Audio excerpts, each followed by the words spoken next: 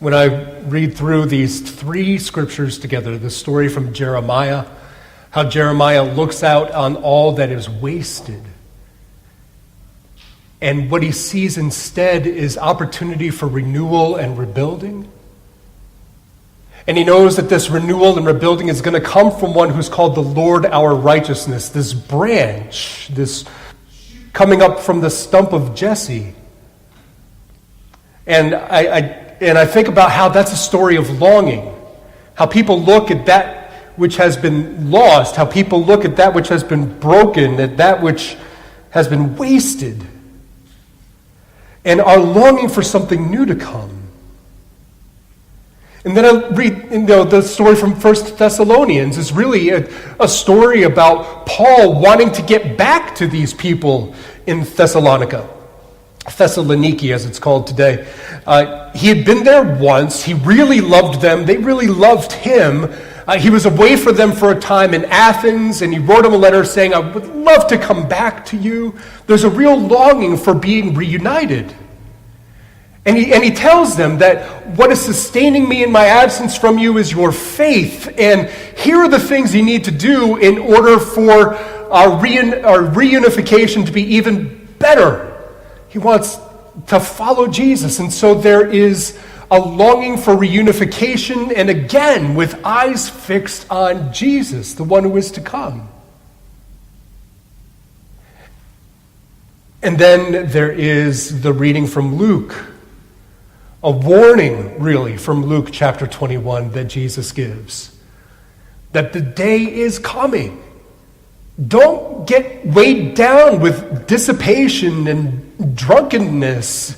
Don't let the worries of this world overrun you, Jesus says in Luke. Instead, he says, live in such a way that you'll be ready to stand before the Son of Man. Jeremiah's people looking at waste, and the church in Thessaloniki feeling separated and alone. The congregation that Jesus is preaching to, afraid and worried. And each of these three dynamics of loss are present for us, aren't they? Don't you feel that sense of loss, that sense of what happened as you drive through some communities in Baltimore and you see all those vacant row homes and you wonder what happened? And Jeremiah makes a pretty clear connection, I think, between unjust rulers and the waste of a city. And so is instead pointing to this Lord of righteousness, to make something better. And this longing to be reunited. Oh, what is that song? I had a friend, was a big baseball player back in high school. He could throw that speedball by you, make you look like a fool, boy. Saw him the other night at this roadside bar. He was walking in, I was walking out. We went back inside, sat around talking about the old times. He said when he feels like crying, he starts laughing about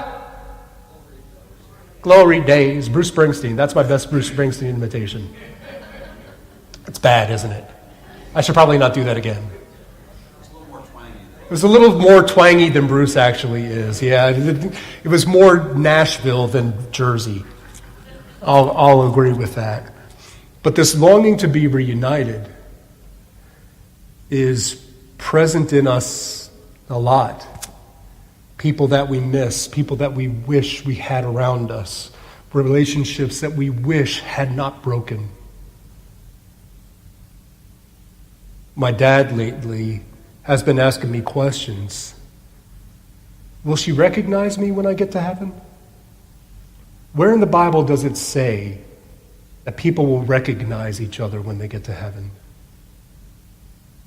This longing to be reunited. And then in Luke, don't get weighed down with worry. Oh my goodness, we have so much to worry about, don't we? Things that are worrisome to us that we don't even own.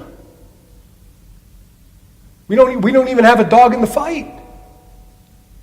How many people here are worried about whether the Ravens are going to make the playoffs?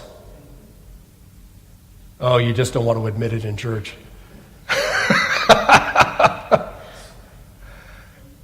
Lots of things that we worry about. Name something.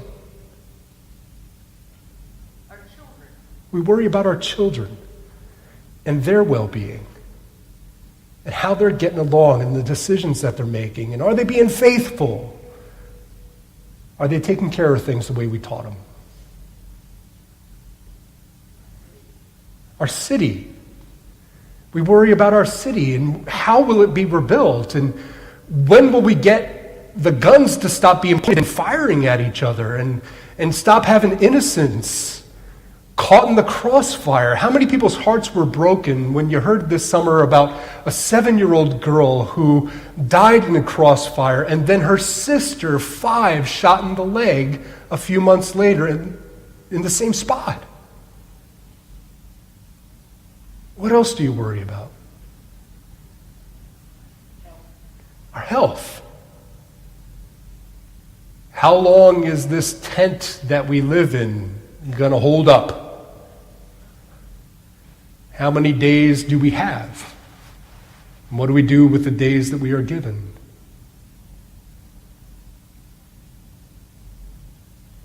Anything else? Worry about our church. And churches all over that seem to be going through the same thing. There's, for the first time in recorded history, an intentional separating of people from the institutions that worship God. And it's happening not just in Christianity, but it's happening in Judaism. And it's also happening in some places with Islam that used to be the fastest growing of the world's religions.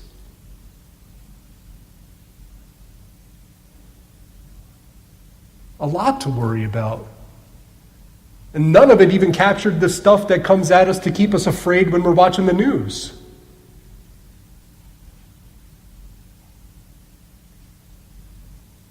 Longing for restoration, longing for reunion, longing to be done worrying with things.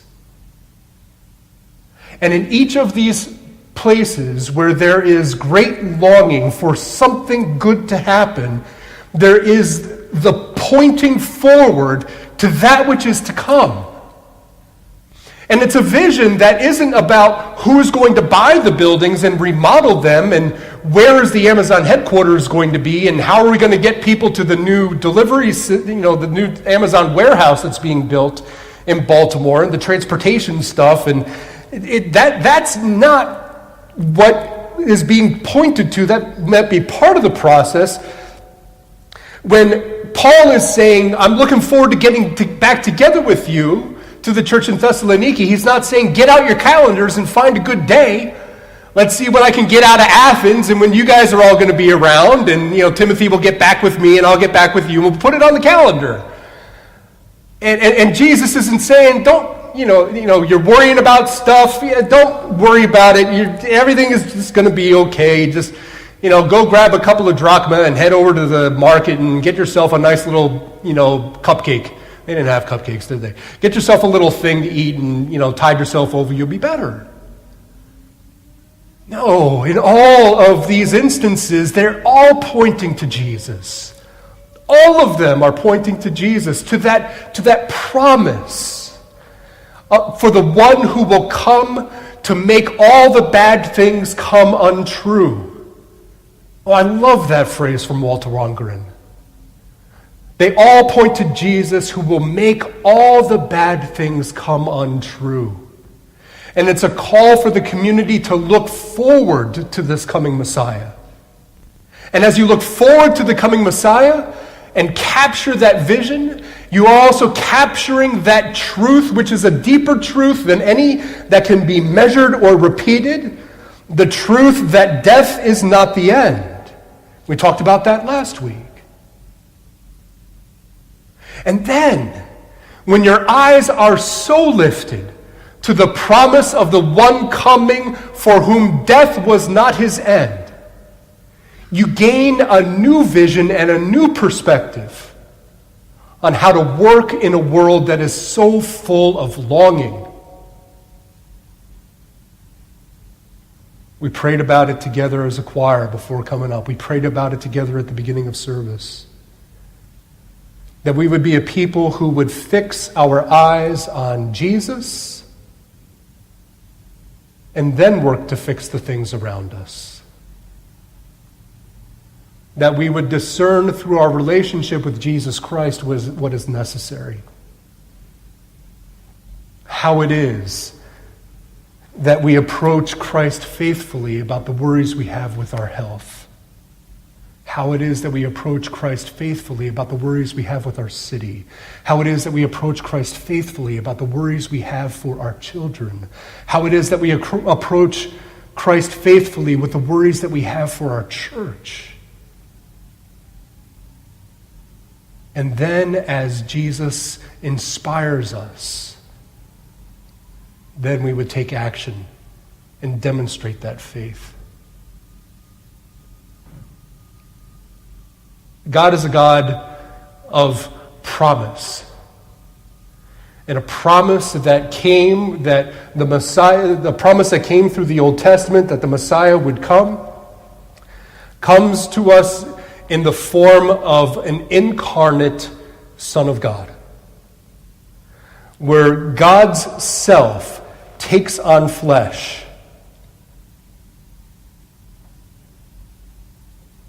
It's a thought that astounds me. Doesn't that kind of get you too? Anybody in here know everything? Anybody in here know someone who thinks they know everything?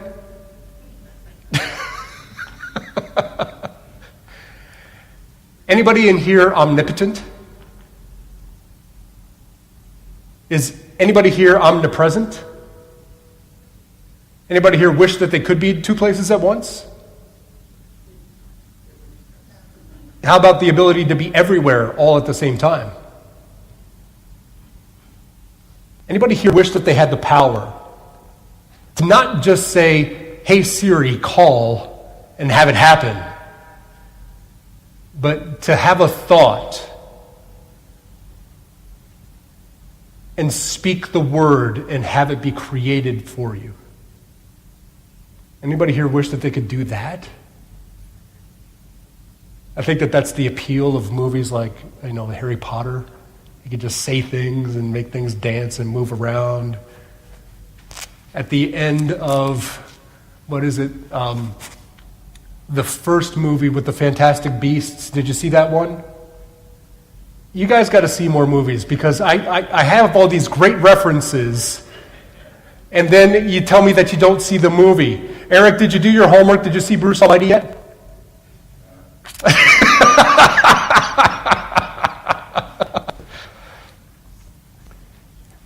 I can't wrap my head around how it is that the fullness of God, the whole of God, the eternal nature of God, God who holds all that has ever been in God's own hand,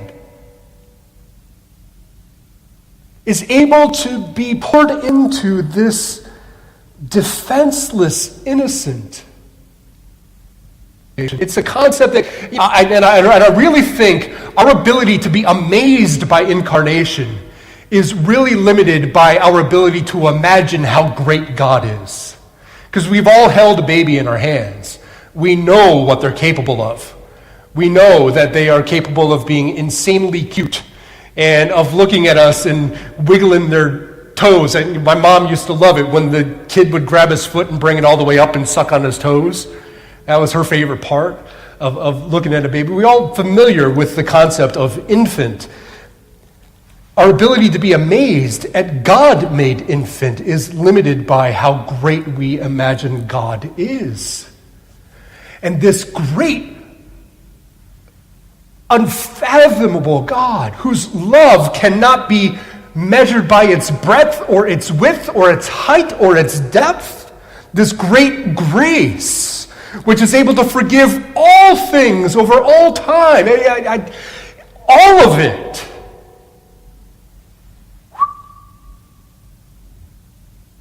To be held and coddled and fed and changed.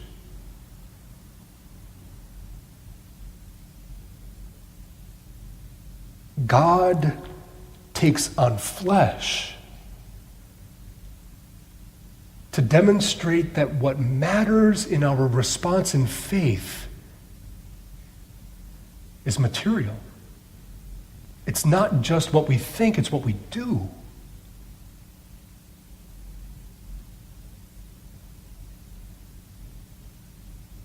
It's what we do after we focus our eyes on this incarnate God and listen.